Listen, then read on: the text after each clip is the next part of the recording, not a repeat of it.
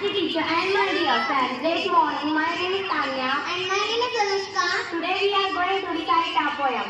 मंदिर मस्जिद गिरजाघर ने बांट लिया भगवान को, धरती बांटी सागर बांटा, मत बांटो इंसान को। अभी तो राहें शुरू हुई है, मंजिल बैठी दूर है, उजाला महलों में बंदी हर दीपक मजबूर है।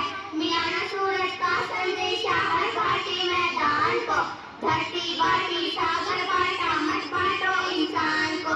अभी भी हरी हरी धरती है, ऊपर नीला मिटान है, पर न प्यार हो तो जब सूना जलता रेगिस्तान है। अभी प्यार का जल देना है हर प्यासी चट्टान को, धरती बांटी सागर बांटा, मत बांटो इंसान को।